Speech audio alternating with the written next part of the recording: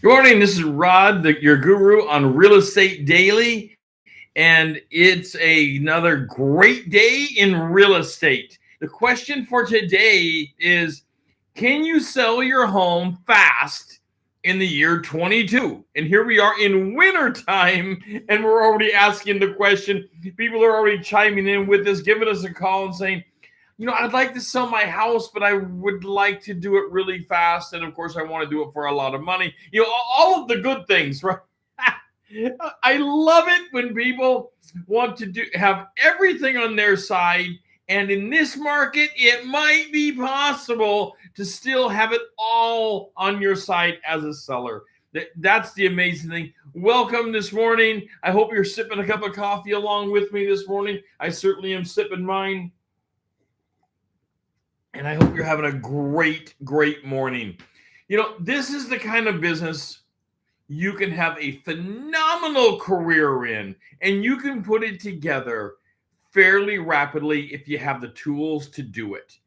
And you gain the confidence of people, not by lying to them. You won't gain confidence by lying to the people. When someone asks you, can you sell my house fast? The answer is, it depends. Let's have a conversation. So many answers are truly that area of it depends. Because it depends on the individual factors and what's going on. So if someone comes up to you with a $400,000 house that would normally be marketed for $400,000 and says, I want to get $650,000, can you sell it fast? Probably not. It may not sell for a long time. You're overpriced in the market. We're just now saying that the house would normally sell for $400,000 and they want $650,000 for it. They want tremendous more money than the house is actually worth. Is the house going to sell fast? No. Well, no. Very unlikely that it's going to sell. Nobody can say absolute that it never would sell for that, but the likelihood of it selling for that is highly unlikely because houses are compared against each other, even though it's never a perfect comparison on selling a house. But let's get back to our topic here on, can you sell a house fast? That's the question that's been presented to us, and that's the one we're going to be dealing with today, is can you sell it fast? Well, the first thing out of the gate is, and nobody wants to hear this when it comes to the seller side, is lower the price. Instead of go up, let's lower the price.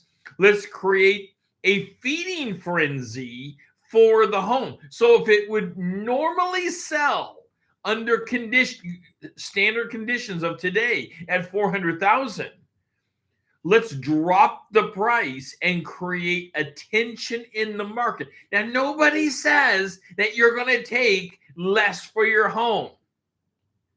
There are great marketing techniques to draw people in, and one of them is to drop the price. Simply show a lower price, pull people in. Now, there is some problems here with license and integrity and ethics going on of, do you actually intend to sell the house at the advertised price? And that has to be that you actually intend to sell it if that's what you're going to get. So you have to be cautious. You don't want to advertise a house that you believe you're going to get $400,000 for and advertise it for $275,000. I mean, come on. Yes, you will create a feeding frenzy. You will have lots of people pouring out of the woodwork, including investors, looking at that house for serious purpose, because you have created such a marketing issue with it of price. But you would also, let's remember, we're in this business. We are professionals. We're licensed in this business. You cannot do that ethically and withstand the blow that's going to come to your license, because you can't lower it $125,000 if the owner isn't willing to sell it for that. Because what if, and I don't, we don't see this necessarily, but what if, you always have to look at the what ifs. What if you got one offer and nobody else, and that offer was 275? Well, you might find other reasons to turn it down because of financing, but what if it came in cash? That brings a big whole bundle of problems to you if you didn't intend to sell it. Your only thing left is to pull it off the market and just say that the owners decided probably to not sell because they couldn't get the price they wanted. That is truly an ethics problem. Okay, not for today though. Ethics not for today. It always has to come up on topics like this because it's relevant. All right, so making a feeding frenzy in the market where you are dipping below the market. Usually you dip below the market by like, $25,000. So a $400,000 house, you dip below it $375. Excuse me. At $375 to create a bigger feeding frenzy of that house. Now, what's imperative here is that you actually know what the house would market at. That takes some work. That's not the automated engines that I would rely upon. You have a lot of automated things like what's called the RPP or RPR report out there, which is a wonderful report. Can give you up to 5 stars, can be somewhat accurate. Nothing's more accurate than a professional pulling a comparative market analysis on the home and looking at all the comparators one at a time and making sure the home is priced exactly right. Because, the automated robots out there that pull these market pieces together and give you a home estimate, they're kind of right. They're somewhat right, but they're not as good as you, the professional in the market, knowing the neighborhood, knowing the surroundings of that area and what has recently sold. That's you. That's you all day long. That's you. So can the house sell fast? It depends on your analysis and what's going on. And is the homeowner willing to work with you to create a frenzy of the market to get the right people in the door? Now, on the example of the 400,000 and the 275, you don't want those people at 275. You're going to get the 100 people walk through the house because they're all so excited and they're ready to make their offer today.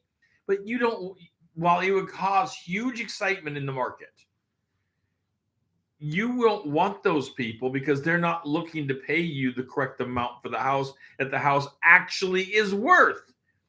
But marketing the house somewhere around the 375, 380 mark for a $400,000 house. Now we're talking getting people in that are more likely to be within the bandwidth that would buy the house. You're just creating some excitement in the market.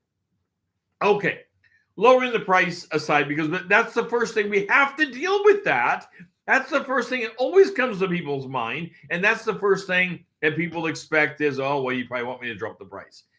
Well, maybe, but let's drop it with strategy. Okay, next is we have to talk about advertising. You want to sell the house fast, there is advertising that needs to be done, and it needs to be done at the get-go of the house going live. You can do some advertising under the concept of coming soon and create some awareness of the market under the coming soon. And that should be done a few days, not weeks, a few days prior to the house coming on the market. People aren't good at waiting weeks. They're not good at that. They're good at waiting days at best. We're in a very instant society. Add water, stir, and go. That's what people tend to like. So advertising, number one, the MLS. The MLS cannot be overlooked. The MLS is a powerful engine that attaches itself to hundreds, maybe even thousands of websites that are out there through what's called an IDX. It's getting too technical here. How it works is it simply allows the attachment of these active listings through websites that want to attach to them. That's how all this information gets out there. It comes out primarily through an MLS, a multi-listing service. There are lots of MLSs, by the way. There are hundreds of them. Now, there are the main ones in our area, in the Portland area, RMLS, the Regional Multi-Listing Service. For most of the state of Washington, the Northwest MLS covers most of that. For the Willamette Valley, it's Willamette Valley MLS. So anyway, and then there are overlapping MLSs, and there are internet-based MLSs that there's all kinds of multi-listing services. What you want to make sure is, of course, that you're attached to the main MLS as the licensee in the area for that area that you're in. And is there reason for you to co-advertise the home in a competing MLS that may have a different area for you? This is critical. This is something homeowners tend to not think of because they're not the licensed professional doing it. You are. You know that there's multiple MLSs. The general population tends to think that there's an MLS. One MLS. And it covers the United States, and you're part of the MLS, and that's it. Well, it's not an unreasonable thought. It's just not the reality. Oh, good morning. Let me get another sip of coffee here this morning. Loving Mondays, and I hope that your morning is going fantastic. Take a minute, by the way, hit that like button. I would love to hear from you on the like button. Would love to hear from you in the chat room. What topics would you like, and how do you cause a frenzy in the market for a particular home that wouldn't otherwise have a lot of attention? There are homes, even in the great market, that don't have a lot of attention. What are you doing to move those homes fast? And fast, I know, that's a relative term. Fast, I don't necessarily mean in days. It might take weeks to move some homes that are unique to the market and simply need more time.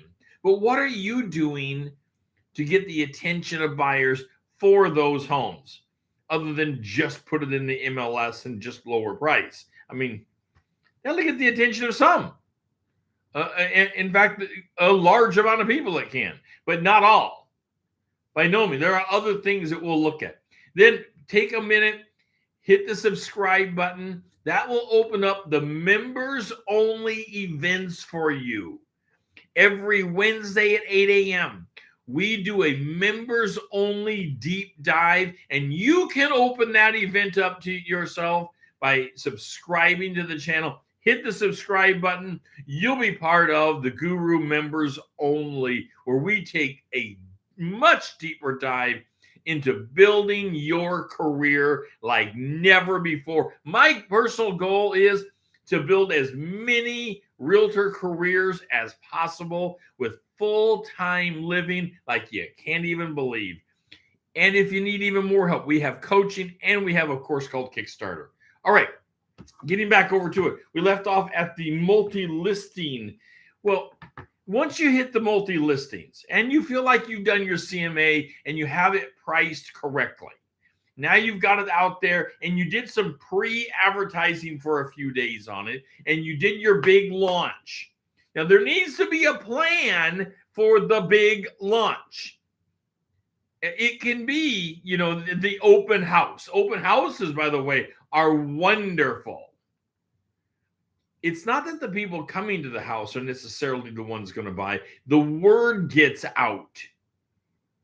People say, I went and seen a house down my neighborhood, and they start telling it to their hairdresser and barber and people at the shopping store, wherever it is, they start telling people about it. There's something else that you can do that's so hot, it can't be overlooked. It's that moment of fire that we now have, and it's called social media.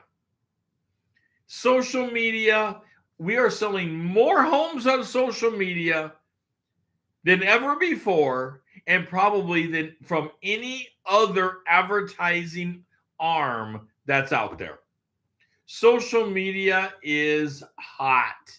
It's not going away because social media has become the engine of credibility. It's become the engine that people turn to understand deeper of, should I go and look at something? So they turn to it. And okay, so it's the same advertisement generally with an IDX coming from the MLS that someone has on social media. Some brokerage has posted it out there. No problem. But now, remember the credibility piece. What are people saying about? Here now they can read what people are saying about this listing. That's huge. That is, you need to be engaged in the conversation. Let's just say it's at 123 Main Street. You need to be engaged in the conversation of 123 Main Street. Don't just post it and don't look back. That, by the way, that is the typical. People make posts. I make a lot. I try to make my 12 posts a day, and it's hard to look back, but you have to take time to look back and see what's going on, because people are trying to interact with you. They have questions. They have comments. Maybe they put a little heart by it or a thumbs down. What does the thumbs down mean? In good, bad, or indifferent, it's causing a conversation about the home. This is good. Don't automatically think that just because somebody gives you a frowny face or a thumbs down that they're doing you a disservice. In fact, they have taken time to react to your listing in social media, which then spawns other reactions. The critical piece is how you will respond to this. Your response in social media is absolutely critical. Saying nothing to them often means it's a dead link. You're not watching and you don't care. Coming back and criticizing is not a good idea either. Instead, you want to actively engage and ask questions. What did you find bad about the property? What didn't work for you on this particular property? And they might say, oh, it's a small yard. That gives you an opportunity to either correct the information. If it's a larger yard, maybe it goes off to the side and there's not a good picture of it. Or do a further explanation of the assets of the home. All of these kind of reactions, powerful. You need to be involved in them. You can't turn away from them. Of course, Facebook being the largest social media we have in the world at this point. And there's lots of people feeling like that Facebook is slowly going away. Well, it can slowly go away for a long time, because right now it's 1 in every 2 people on the planet that have an account. It can slowly go away probably for years. And anyway, it's something that we have to be dealing with.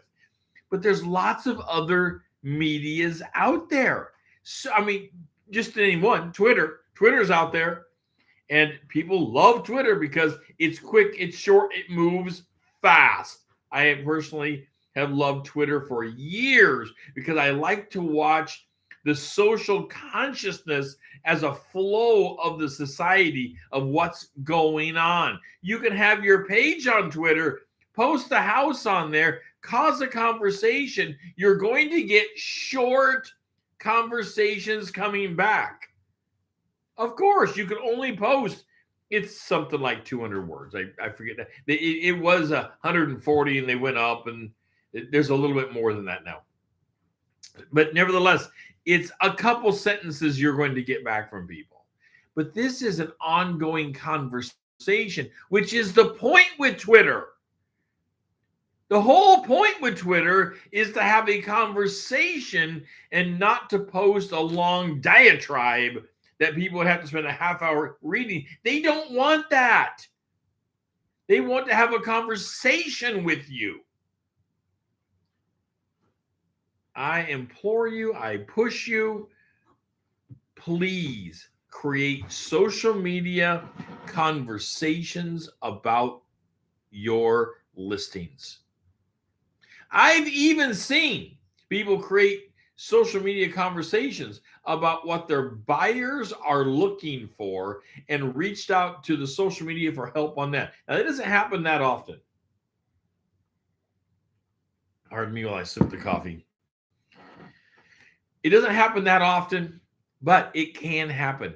The power of having the many people out there that are looking for you is absolutely incredible. All right, we don't want to forget some other things going on when you're trying to sell the home fast. What else can you do? Well, of course, I mentioned the open houses, but you have to have some video. So you're going to the social media. You need to have some video, and you need to have video that shows the house on a tour.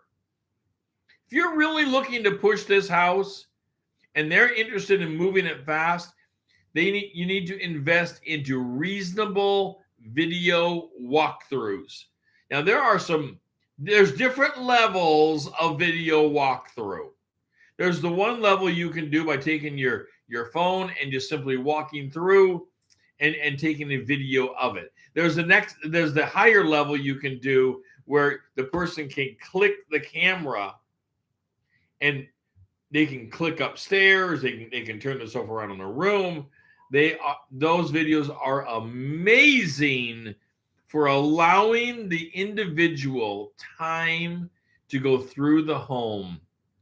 It is shocking the detail that these videos can do.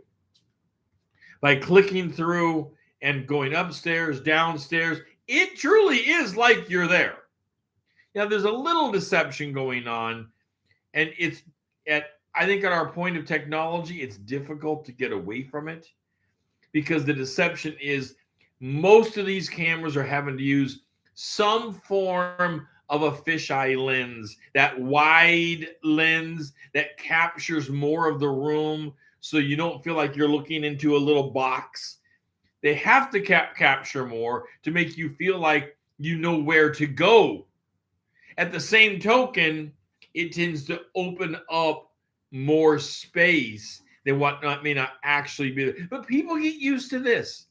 They get used to looking at these camera views. More and more of the population is willing to put an initial offer on a home by looking at a video tour combined with a conversation. So what happens for us? People call in and say, I'm out of the area. Can you do a video tour of this? There's not a current video tour of it. We will contact the homeowner, make sure it's okay, and we will go and do a live video tour. And that allows them to ask interactive questions at that moment. Now, that's dealing with buyers.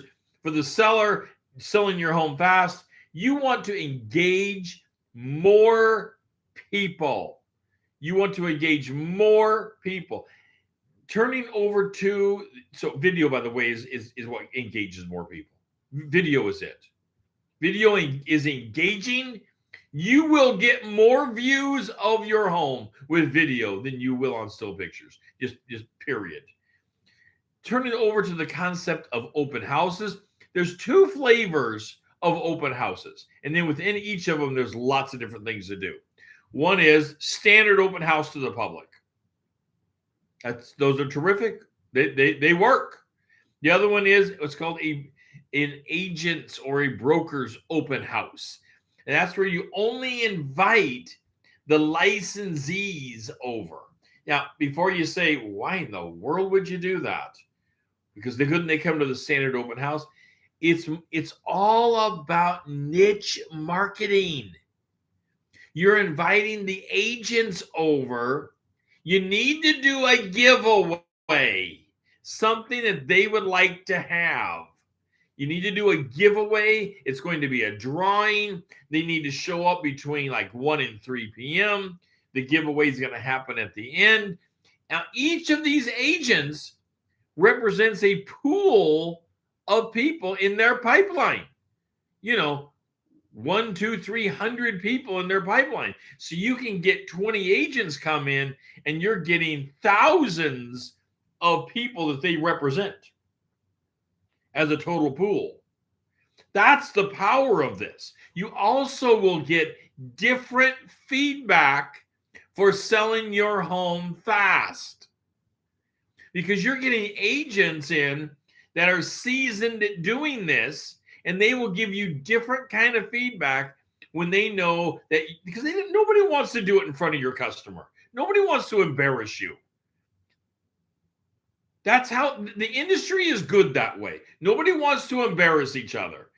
But if they know that it's only agents there, they'll give you different feedback on selling that house. They'll give you feedback on the price of the home that you currently have landed on, or possibly the price that your homeowner has pushed on you.